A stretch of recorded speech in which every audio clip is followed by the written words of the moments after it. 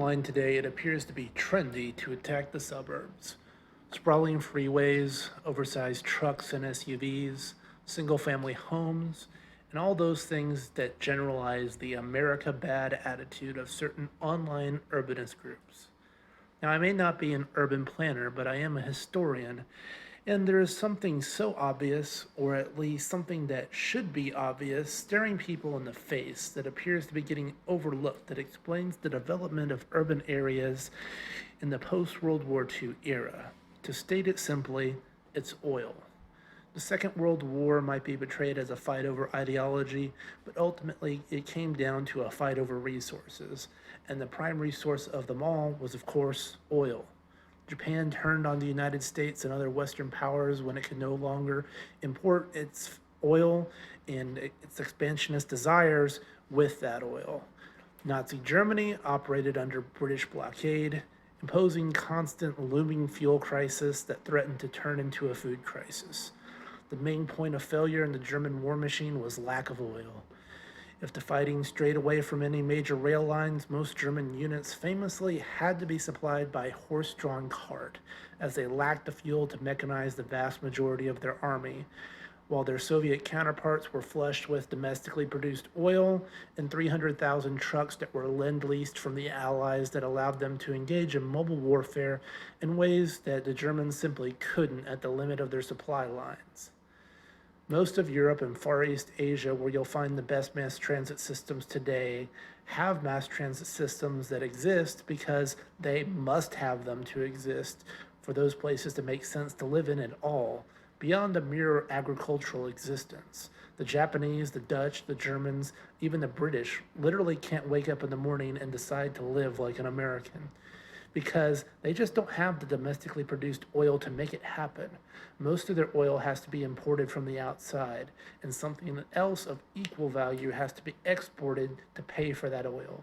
Under those circumstances, oil is just something that can't be used inefficiently by those nations because they don't have the option. Other places like America, Canada, the UAE, Saudi Arabia, and so on do have that option due to their massive domestic oil production. And where those resources exist is where you'll find all the great examples of suburban living, massive highways, fleets of cars, even for the working lower classes, and so on. It really shouldn't be a shock to anyone since an abundant energy resource that exists that allows an amazing level of transportation flexibility for the user at the cost of energy.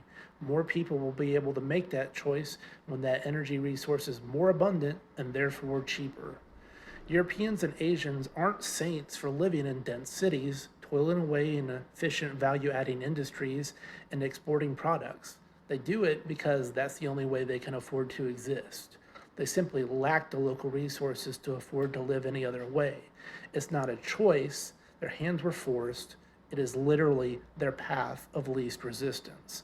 Now I know what you're about to say. There are certain European nations that have oil. The Netherlands, Norway, the UK on the North Sea. Well, they had oil. Oil production from those sources peaked out long ago. And more importantly, they didn't have those resources in the defining era immediately after the end of World War II, where devastated cities were being rebuilt with billions of dollars from the United States in the form of the Marshall Plan. European and Japanese cities were built to sip oil because the assumption was they weren't going to have any domestic sources of oil to use. North Sea oil has been in decline for decades and was never cheap enough or massive enough to encourage a change in development of already established cities. So, no, these countries aren't better or smarter than anyone else. They are simply doing something that humans do, respond to their environment, and adapt accordingly.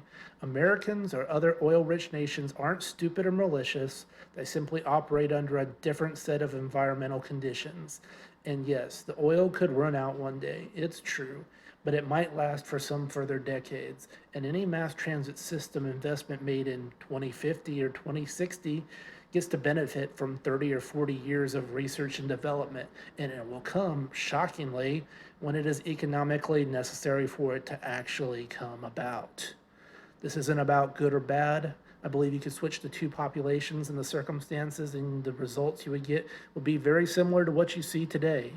It's the environment that is defining the policy, not moral or technical superiority in any given area.